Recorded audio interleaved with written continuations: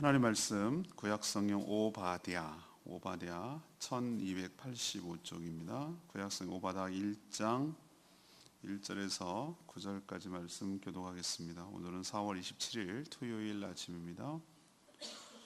오늘 토요일, 그 다음 월요일, 화요일 이렇게 4월 말까지 오바댜서 잘 다루지 않는데 오바댜서를 묵상하겠습니다. 오늘은 오바댜 1장 1절에서 9절까지 말씀 구약성경 1285쪽입니다.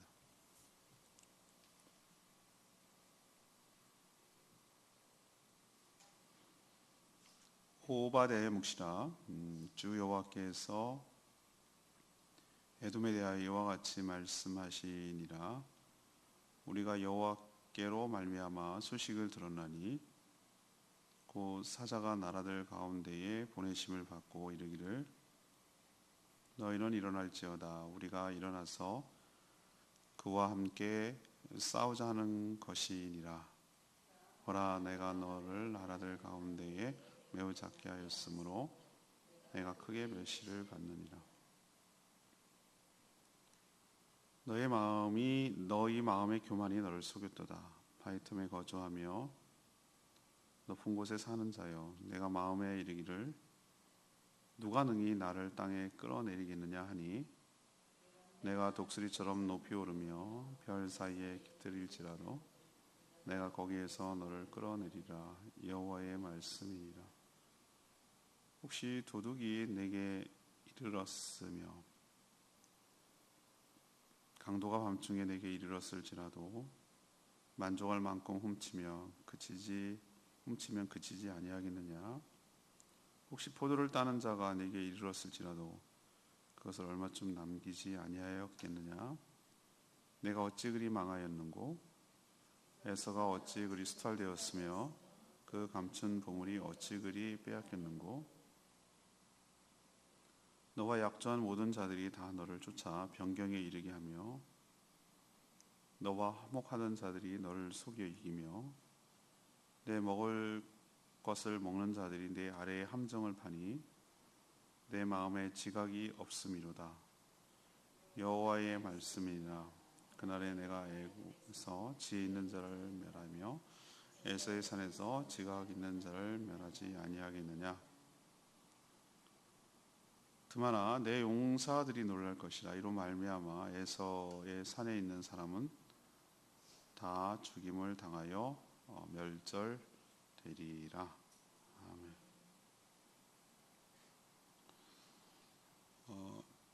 어제까지 묵상한 나훔은 어디를 타켓으로 하고 있죠?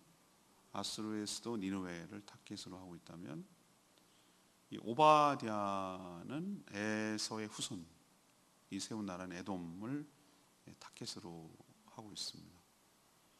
오바댜 선지자를 통해서 하나님은 에돔이라는 나라의 심판을 지금 예언하고 계시거든요. 에돔이 심판을 받는 이유는 그들의 교만 때문입니다.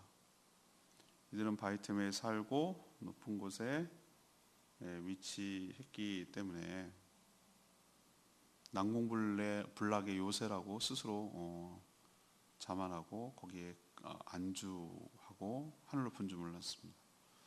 하지만 하나님께서 아무리 높은 곳에 있어도 끌어내릴 것이라고 하셨고 또 그들이 가진 모든 재물도 빼앗기게 될 것이라고 하셨습니다.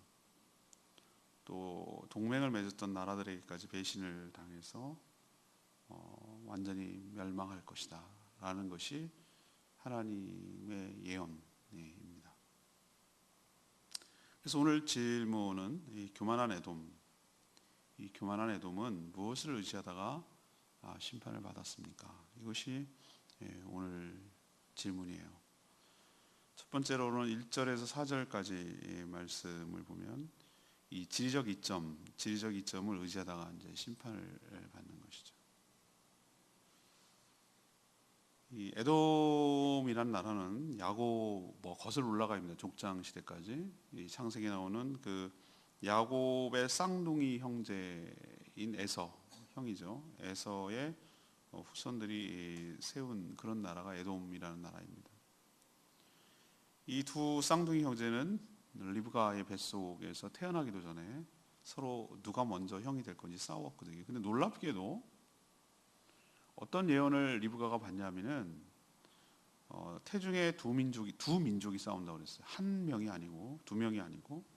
근데 큰 자가 어린 자를 섬기리라라는 예언을 그게 받고 태어났어요. 이게 창세기 25장 23절에 나오는 얘기거든요. 큰 자가 누구겠어요? 뭐 몸집도 크고 훨씬 더 에서가 남성답거든요. 그리고 첫째라는 개념이겠죠. 작은 자, 어린 자는 당연히 동생 야곱을 말하는 거죠. 거꾸로 되겠다는 거예요. 그 예언이 됐어요. 하나님께서는 희한하게도 라인을 물줄기를 어디로 흘러버리게 하냐면은 에서가 아니라 야곱으로 흘러가게 해요. 그래서 아브라함의 하나님, 이삭의 하나님, 야곱의 하나님이라고 그러잖아요. 동생은 형의 장자권을 팥죽 한 그릇에 빼앗았어요. 그걸 속이고 도망갔어요. 그리고 나중에 엄청난 세월이 지나고 7년 뭐 그런 세월이 지나고 다시 극적으로 죽을 뻔하다가 화해를 해요. 에서랑. 그렇지만 그때 잠시 화해했을 뿐, 죽지는 않았을 뿐 서로 각자의 길을 갑니다. 섞여 살기에는 이미 너무 많은 세월이 들었고 너무 많은 앙금이 있는 거예요. 형제 쌍둥이 형제지간이라도. 그래서 에돔은 내려가고 해서 이제 어디로 내려가냐면 동남쪽으로 내려가서 이제 거주를 합니다. 동남쪽으로 내려가. 이스라엘 기준으로 봤을 때. 그래서 거기에 거주하게 된 땅은 사해 동남쪽인데요. 북쪽은 그 데드시라고 부르는 사해, 여매라고도 부르는 하도 작아지고 아무것도 안 사는. 가보니까 저도 거기 가보니까 막 사람이 그냥 둥둥 떠요, 둥둥 떠요. 그냥 아무리 수영 못해도 그냥 떠요. 가만히 있으면 떠요. 계란 뜨듯이 이렇게 떠요. 소금물. 그리고 머드팩, 우린 보령 머드팩 유명한. 거기 머드팩을 하는 관광객들 대상으로 그거 하고 또 뭐 그런 화장품 같은 거 뭐 이런 게 엄청나게 발달돼 있더군요. 지금 보니까. 아무튼 북쪽은 거기에요. 이 에돔의 위치가. 남쪽은 아카바만이라고 그래가지고 지금 홍해 이제 들어가는 그 입구 거기. 지금은 이제 이집트와 요르단과 이스라엘과 지네들이 서로 이렇게 싸우고 있는 그 지역 바다고요. 또 위에는 오른쪽에는 이제 모압과 이렇게 경계를 둔 나라입니다. 지금 요르단이라는 관광역지를 가면 그게 인디아나 존스라는 영화에서 거기 찍었는데 페트라라는 유적지가 있어요.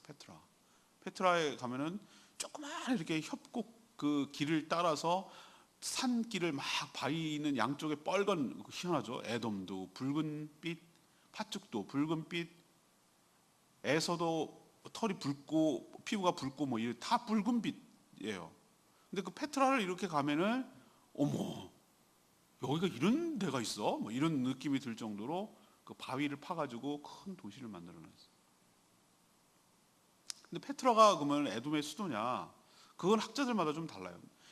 이 에돔 나라를 다 쫓아내버리고 다른 민족이 거기서 살게 됐다 뭐 이런 얘기도 있고 그렇지만 아무튼 중요한 것은 그게 에돔의 후손이건 지금이 페트라가 에돔의 후손을 세운 거건 아니건 간에 거기 지역에 일시적으로나마 에돔이 살고 있었던 건 틀림없어요.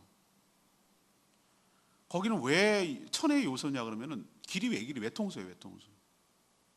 글로밖에 다 온통 바위고 바위로 조그마한 길을 타고 이렇게 굽이 들어가야 그 안에 이제 도시가 있는 건데 거기만 지키면 돼요. 그러면은 뭐 이건 뭐 들어갈 수가 없어요. 근데 이게 자충수였어요. 이게 교만의 원인이었어요.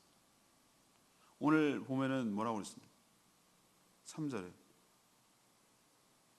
너의 마음의 교만이 너를 속여 바위 틈에 거주하며 높은 곳에 사는 자요. 네가 마음에 이르기를 니네들이 스스로 생각하는 거예요. 누가 능히 나를 땅에다 끌어내리겠느냐. 높은 곳에 살고 바위 틈에 사니 마치 그 독수리처럼 말이죠. 느낌 아시죠? 절벽 같은 데다 이렇게 있으니 누가 끌어내리겠냐. 이렇게 아주 우리는 절대 안 망해. 뭐 이러면서 이런 태도를 취하는 거예요. 그리고 4절에 보니까 네가 독수리처럼 높이 오르며 별 사이에 깃들일지라도 하나님께서 어떻게 한다는 겁니다. 너를 반드시 끌어내리라. 이게 여호와의 말씀이니라. 그래서 오늘 첫 번째로 얘기하는 건 그거예요. 이들은 그 굵고 복잡한 바위 틈에 위치했고 높은 곳에 위치했기 때문에 외길이고 그러니까 외부의 침략이 어려웠는데 이 점을 너무 이들이 과신하고 있었어요. 이걸 너무 의존하고 있었다고. 우린 절대로 안 망하고 누가 침략해도 껐떡 없어. 누가 감히 우리를 침략해서 우리를 이 높은 곳에서 끌어낼 거야? 라고 이런 식의 믿는 구석이 있는 거죠. 하나님 이렇게 자기 무엇을 의지하는 자 자기의 이점과 장점을 의지하는 자, 그래서 교만한 자, 하늘 높은 줄 모르는 자를 반드시 심판한다라는 것을 우리에게 보여주고 있는 줄로 압니다. 저는 아까 레마의 말씀을 또 이따가 얘기하겠지만 오늘의 가장 요절은 저는 밑줄을 긋고 형광펜으로 또 칠하고 하는 거는 3절에 있는 말씀이 너무 명언이에요. 명언. 너의 마음의 교만이 너를 속였도다. 이 말 진짜 곱씹어야 될 말이에요. 마음의 교만이 속이는 거예요. 자기를 속인다고. 교만이 눈에 보이는 게 없으니 하나님을 보지 못한 거예요. 이게 속이는 거예요. 하늘 높은 줄 모르는 거예요. 망할 줄 모르는 거예요. 너무 교만한 거예요. 우리도 보면은 정말 잘 나갈 것 같은 사람이 왜 이렇게 뚝 떨어질까, 이런 생각을 요즘 제가 이렇게 쭉 보거든요. 연예인들 보면 이렇게 연예인 다 그런 건 아니에요. 연예인도 아주 건전하게 잘하는 분도 있어요. 이게 도매금으로 넘기면 안 돼요. 그렇지만 이렇게 가만 보면은 너무 젊고 이른 나이에 부귀 영화를 한꺼번에 거머쥐니까 세상 무서운 줄 모르는 거예요. 세상 겁나는 게 없는 거예요. 영원할 것 같은 줄 아나 봐요. 그 인기와 명예와 부가 영원할 줄 아는가 봐요. 하늘 높은 줄 몰라요. 좀 더 겸손했어야 되고 좀 더 했어야 되는데 너무 그거를 의존하고 의지하다가 보세요. 훅 한 방에 가잖아요. 훅 한 방에. 우리는 근데 또 거꾸로 얘기하면 좀 늘 부족하고 뭔가 결핍되어 있고 그 약점도 있고 연약함도 있고 그런 사람이 오히려 그런 약점 때문에 굉장히 인생이 힘들 것 같은데 오히려 그것 때문에 사람이 더 겸손해지고 오히려 그것 때문에 더 고개를 숙이고 그것 때문에 늘 자신의 마음을 낮출 수밖에 없고 그렇게 사는 것이 오히려 그것이 그 사람에게 뭐가 됩니까? 큰 축복이라는 것도 생각이 되는 거예요. 그러니까 나에게 주어진 모든 것들이 그게 나에게 장점이 될는지 단점이 될는지는 자기가 어떻게 그것을 바라보고 마음을 높이지 않고 늘 그것을 감사할 줄 알고 그것을 주신 이유를 알고 그렇게 의존하지 않고 하나님만 의지하고 산다면 그것이 큰 축복이고 은혜가 되지만 하나님도 아나무인격으로 제껴놓고 그것만 의존하고 그것을 의지하고 과신하고 큰 소리 치고 이렇게 사는 거 이거는 심판의 원인이 된다는 거 늘 기억하며 살아가는 저희들 되기를 원합니다. 두 번째 얘기는 뭘 또 의지했는가? 5절 6절인데 풍족한 물질을 의지하다가 심판을 받는 거예요. 앞에는 뭘 의존했죠? 자신에게 유리한 이점, 그러니까 지리적 이점인데 이건 뭐 다른 거 얘기해도 되잖아요. 우리는 예를 들면 훌륭한 가문, 뭐 좋은 학벌, 그죠? 뭐 이런 게 자기의 이점이잖아요. 근데 그것만 너무 의존하고 살다가 큰일 난다는 거예요. 두 번째도 같은 맥락이긴 한데 이 풍족한 물질 의지하다가 이제 심판받는 얘기를 할 거거든요. 우리 속담에 부자가 망해도 몇 년은 간다고? 3년 간다. 3년. 최소한 3년은 간다 그래도 먹을 게 남았다 이거죠.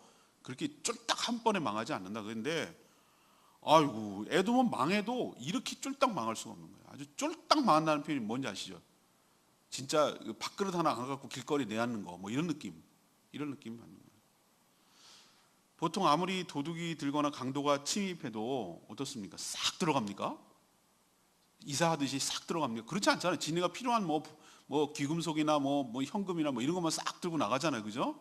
그거만 다 그걸 가져가기도 힘들고 들통날 것 같기도 하고 가져가기도 진짜 힘들고 이동하기도. 그러니까 필요한 것만 싹 가져가고 중요한 것만 가져가고 그걸 놔둔단 말이에요. 나머지는. 그리고 포도원에 만약에 우리 서리라는 거 있잖아요. 서리. 만약에 서리가 아니라 뭐 탈취한다고 칩시다. 그러면 어떻게 합니까? 뭐 일부는 먹고 가져가더라도 남겨주잖아요. 그냥 남겨주잖아요. 근데 오늘 하나님께서 딱 그랬어요. 강도가 들고 도둑이 들어도 뭐라도 남겨놓고 포도원에 뭘 따더라도 남겨두는 게 보통인데 대부분 그런데 에돔을 침략한 나라들 보면은 5절 6절에 보면은 어찌 그리 망하였는고 내가 어떻게 그리 이거는 이제 비양양거리는 걸 수도 있고 탄식하는 말일 수도 있어요. 하나도 안 남았으니까 아주 가져가도 아주 싹 다 가져갔으니까 어쩜 저렇게 망해도 저렇게 망할 수 있는 거. 아이고, 이런 느낌이에요. 이런 느낌. 얼마나 약탈이 심했는지, 어떻게 그렇게 스탈리를 다 당했는지, 그렇게 6절에 있는 말씀대로 감춰준 보물이 쫄딱 다 뺏긴 거예요. 하나도 남기지 않은 거예요. 전 이게 거꾸로 역설적으로 이런 생각이 들었어요. 그만큼 에돔이 도둑들과 강도들의 뭐의 대상이 됐죠? 예, 타깃이 목표물이 됐다는 거예요. 저기는 숨겨놓은 게 많아. 그러면 또 에돔은 입장에서 어떻게 되죠? 그렇게 숨겨둔 보물이 뭐 했다는 거예요? 많이 있었다는 거죠. 그러면 사람들 심리가 어떻습니까? 이렇게 저렇게 숨겨둔 것 갖고 의지하는 거죠. 안 망해.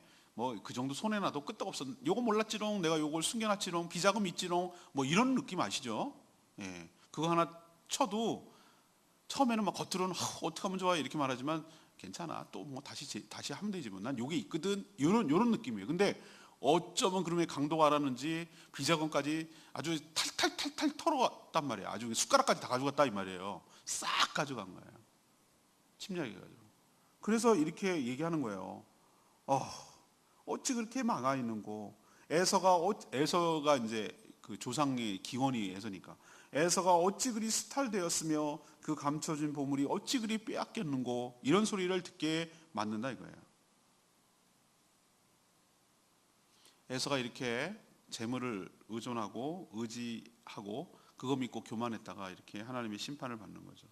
이처럼 하나님 외에 다른 것을 의지하며 살아가는 모든 자들이 저는 이런 험한 꼴을 당한다고 생각을 합니다. 특히 물질이 우리의 안전을 절대 보장하지 않는다는 거.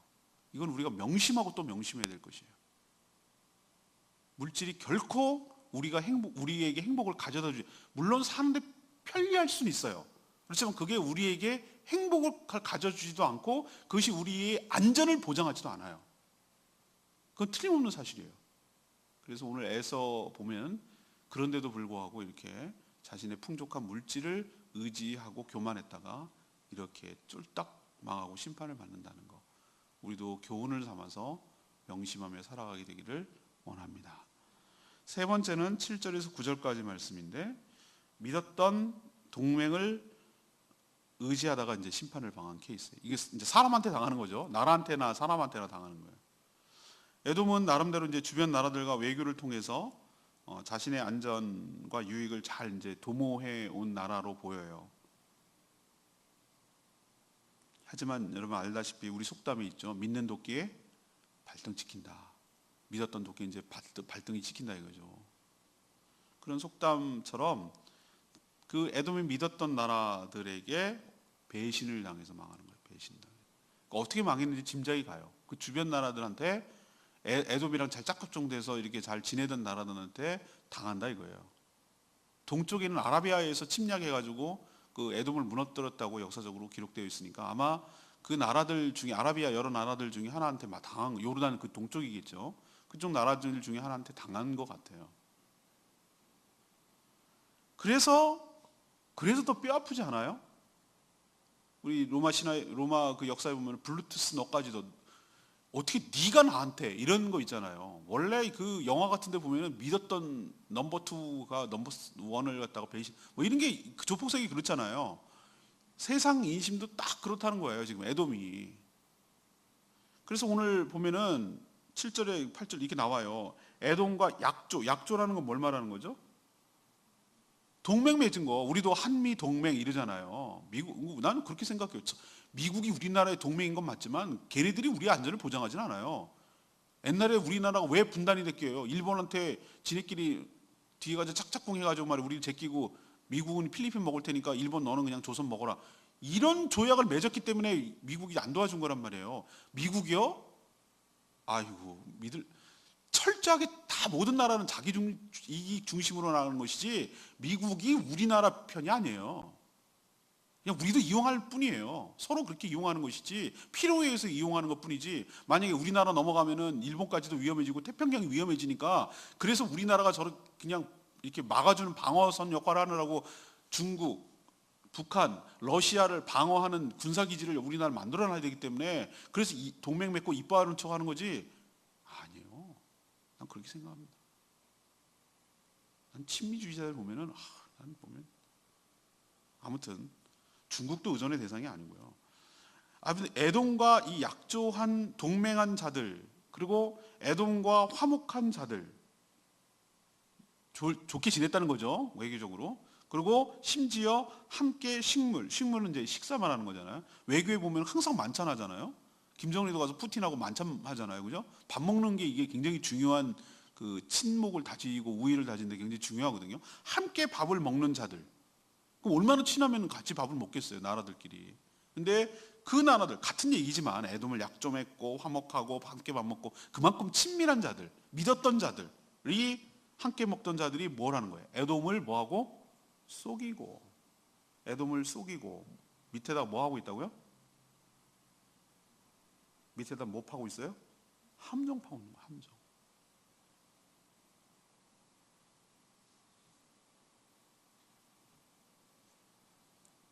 사람을 의지하며 살던 자들이 어떤 배신을 당할 수 있는지 여실히 보여주는 장면입니다. 문제는 이렇게 동맹국들이 자신들을 얼마든지 배신할 수 있다는 생각을 해보는, 그래서 대비하는 지혜로운 자가 8절에 보면 에돔에 없다는 거예요. 이게 문제예요. 이게 영원한 적도 없다는 걸 좀 생각을 해야 되는데, 이런 생각을 하는 지혜로운 자가 에돔에 없다는 게 망하게 된 계기예요. 놀랍게도 8절에 보니까 하나님은 그런 지각 있고 지혜 있는 자들을 먼저 멸하셨어요. 그러니까 생각 있는 사람이 한 명도 없어. 한 명도, 에돔에는. 그러니까 당하는 거예요. 쏘김 당하는 거예요. 여러분, 사기 당하려고 그러면 어이없이 당합니다. 아주 혼을 쏠딱 빼놓습니다. 그렇게 만들어 놓습니다. 국제관계에서 외교라는 그런 것이죠. 나라들 간에. 지금 보십시오. 시진핑이 아베랑 불러가지고 중국하고 일본은 아주 그런 왼수가 없거든요. 우리나라 이상으로 왼수거든요. 난징 학살 사태 30만 명이 죽였어요. 일본이 정말 못된 짓 했어요. 중국한테. 중국 그거 안 있습니다. 다 기록하고 있거든요. 그래서 또 일본은 가장 무서워하고 불편한 관계가 한국하고 중국하고 짝짝꿍이 돼서 자기를 치면 어떡하지? 이거에 대한 역사적으로 늘 불안한 게 있어요. 근데 보세요. 미국한테 중국도 당하고 일본한테 쪼이고 그러니까 어떻게 지네끼리 또 만나가지고 하는 거예요. 이게 국제관계예요. 김정일이 뭐가 아쉽다고 푸틴 만납니까? 미국한테 이제 보이려고, 야 너네 나한테 불편하게 하면 나 이쪽으로 붙을 거야. 뭐 이런 식의 그 과시거든요. 과시. 국제관계는 그래요. 영원한 적도 영원한 동지도 없어요. 이해관계에 따라서 이리저리 움직이고 배신하고 밥 먹기도 하는 거예요. 그렇기 때문에 정세와 상황을 분별하고 대처하는 지혜와 지식이 있는 자가 필요합니다. 그런 거 믿고 의지했다가는 반드시 당한다라는 것을 우리에게 가르쳐줘요. 이것을 우리에게 적용하면 어떻습니까? 사람 믿지 마라. 제가 늘 명심하고 있는 목회에 그게 있는 게 있어요. 뭐냐면은 사람 믿지 마라. 사람 안 믿지 마라. 하나님 믿어라. 사람 믿지 마라. 사람은 의지의 대상이 아니고 그냥 사랑의 대상이야. 언제든지 배신할 수 있고 언제든지 내칠 수 있고 언제든지 도망갈 수 있고 언제든지 할 수 있는 게 사람이야. 나도 나를 못 믿는데 누가 누구를 믿냐 말이죠. 근데 에돔은 순진한 건지 지혜가 없는 거지. 지혜가 없어가지고 동맹국들 맺다가 그 동맹국들한테 된통 당한 케이스. 이게 교만이죠. 야 나는 내가 걱정 없어. 내가 깔아놓은 게 얼마나 인맥이 내가 자산이야. 막 이런 사람도 있습니다.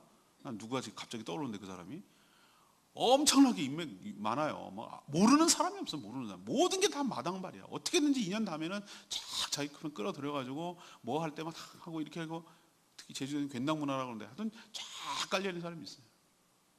근데 그걸 엄청 또 과시하고 자랑하고. 근데 저는 깨달았어요. 다 부질없는 짓이다. 그렇다고 관계를 맺지 말고 막 하라는 얘기는 아니에요. 그러나 좋은 관계를 맺으려고 노력해야죠. 그렇지만 사람은 의지의 대상이 아니에요. 신뢰의 대상이 아니라고. 그랬다간 애동꼴 나는 거예요. 애동꼴 나는 거예요. 오늘 레마의 말씀이 저는 3절 말씀이 아까 제가 말씀드렸죠. 이 말이 너무 이 오바댜 묵상하다가 이 오바댜에서 건질 토요일 날 오늘 아침 건질 이 말씀이 이거구나라고 얼마나 내가 또 한 번 깨닫고 또 한 번 깨닫고 그런 거예요. 너의 마음의 교만이 너를 뭐했도다? 속였도다. 이건 굉장히 중요한 경구예요. 우리 마음에 늘 해야 돼요. 바위 틈에 그 높은 곳에 거저 내 마음이 이렇게 하는 거거든요. 왜 교만하면 왜 망할까요? 왜 교만하는데 너를 속이고 망할까요? 왜냐하면 객관적으로 자기 자신과 자기를 대적하려는 적들을 정확하게 볼 줄 모르기 때문에 망하는 거, 속이는 거예요. 교만은 그런 거예요. 교만이 왜 그러냐면 정확하게 자기 자신을 알아야 될 거 아니에요. 그런데 교만하면 어떻게 되면 자기 자신을 뭐 하는 겁니까? 과대평가해. 실제 이상으로 과대평가해. 교만하면은. 그리고 적들, 상대를 뭐 합니까? 실제 이하로 과소평가해. 아주 우습게 여긴다 말이에요. 교만하면은. 제 말하는 거 아시겠죠? 느낌이 왜 망하는지 지금 설명하는 거예요. 교만이 너를 속였고 너 그것 때문에 망한다고 그랬으니까 뭘 속이는 건데 네가 생각하는 것보다 네 실제가 그렇지 않은데 굉장한 것처럼 뭐 하는 거예요? 속이는 거고. 상대는 생각보다 굉장히 센데 너를 치려고 하는 센데 별거 아니야 이렇게 허세 부리고 뭐라고 그러죠? 센데 그걸 갖다가 그 아주 가볍게 취급하고 별 볼 일 없게 취급하고 이게 속이는 거라고요. 교만의 극치는 사람만 있는 게 아니에요. 하나님한테 그러는 거예요. 이게 교만의 극치, 그러니까 정점이에요. 정점. 하다 어디까지 가냐면은 하나님한테 대드는 거예요. 하나님한테 뭐 하라는 거예요? 자신에게 아까 그 에돔하는 태도 보세요. 우리를 어떻게 이 높은 데서 끌어내릴 것이냐. 뭐 이렇게 아주 큰 소리 뻥뻥 치잖아요. 하나님께서 뭐라고 그래요? 니네가 독수리처럼 높은 절벽 위에 올라갈지라도 별들 사이에 너네가 깃들지라도 내가 너희들 반드시 끌어내리겠다. 여호와의 말씀이에요. 이렇게 얘기하잖아요. 그 교만을 끌어내린다는 얘기예요. 그들의 그 교만함, 하나님한테 교만하는 거, 특히 하나님하고 맞짱 뜨고 하나님께 대적하려고 하는 이 교만함은 가만두진 않으세요. 그게 속이는 거예요.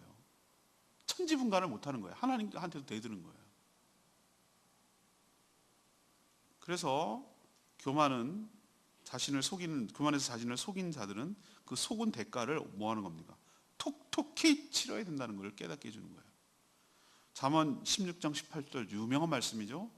교만은 패망의 선봉이며 넘어짐의 뭐니라? 앞잡이니라. 우리도 명심하고 늘 겸손하게 살아가는 저희들 되기를 원합니다. 겸손이란 자기 있는 그대로 객관적으로 볼 수 있는 눈?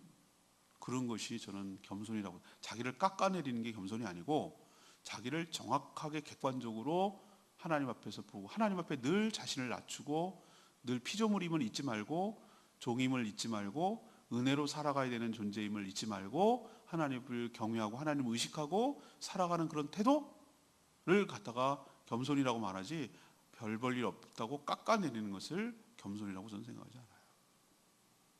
아무튼 오늘 질문은 뭐였습니까? 이 교만한 에돔은 뭐 믿고 저렇게 교만하다가 심판을 받았냐 이거잖아요. 오늘 질문이. 첫 번째는 뭐라고 그랬습니까? 지리적 이점. 우리도 보면은 자기만의 그 이점이 있거든요. 그거 믿고 의지하다가 교만하다가 어디 가서 이제 막 내세우는 거 있잖아요. 자기 내가 내세우는 거. 나는 뭐 요 하나 그래도 나 요거 하나는 자랑하는 거 있잖아요. 그거 믿고 의지하다가 그게 자식이 됐던 그게 남편이 됐던 그게 돈이 됐던 그게 직업이 됐던 그게 뭐 재물이 됐던 그게 집이 뭐가 됐든 간에 그거 믿고 의지하다가는 이 꼴 당한다 이거예요. 두 번째도 같은 개념인데 풍족한 물질 안 망해 괜찮아 뭐 이런 식으로 끄떡없다가 아주 싹 뜯어가는 거예요. 아주 그냥 싹 수저 하나까지 싹 가져가는 거예요. 쫄딱 망할 수 있다. 세 번째는 뭡니까? 사람 믿고 의지하다가 이건 나는 나라 간에도 사람이라고 생각하거든요. 믿었던 동맹들, 믿었던 도끼에 발등 꽉 찍히는 거예요. 다 배신해서 밑에다 함정 파고 있는 것도 모르고 같이 밥 먹고 앉아있던 거예요. 이런 지각과 지혜가 없어서 망하는 거예요. 교만한 거죠. 하나님보다 주변 나라를 의지한 결과가 이 꼴이라고요. 우리도 삼가 조심하며 살아가는 저와 여러분 되기를 소망합니다. 오늘 말씀 붙들고 기도하기 전에 689장 찬양지 부르고 기도하겠습니다.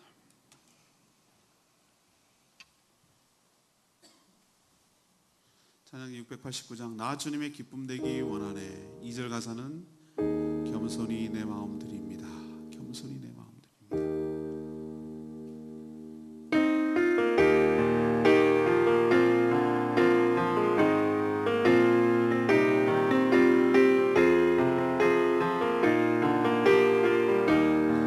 나 주님의 기쁨 되기 원하네. 나 주님의 기쁨 되기 원하네. 마음을 새롭게 하소서. 새 무대가 되게 하여 주사.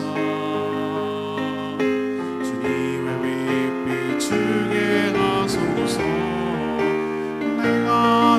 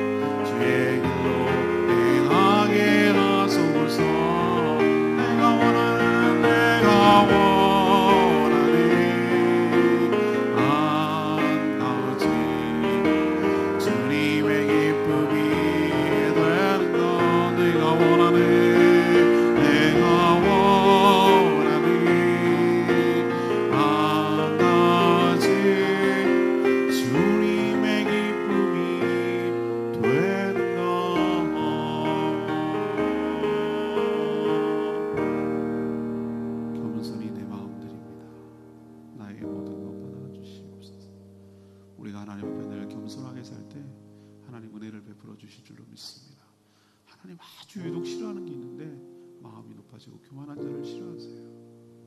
교만은 패망의 성공, 넘어짐의 앞점입니다. 늘 하나님과 사람 앞에 겸손하게 살아가. 겸손이라는 것을 하나님만 의지한다는 뜻이에요. 뭘 믿는 구석이 있어가지고 하나님 우습게 여기는 게 이게 교만한 거예요. 교만은 패망의 성공입니다. 하나님 늘 겸손하게 하나님만 의지하며 살게 달라고 다같이 주여 외치며 기도하겠습니다. 주여 아버지 나 주님의 기쁨 되기 원하네. 내 마음을 새롭게 하소서. 새 무대가 되게 하여 주사. 주님의 빛 비추게 하소서.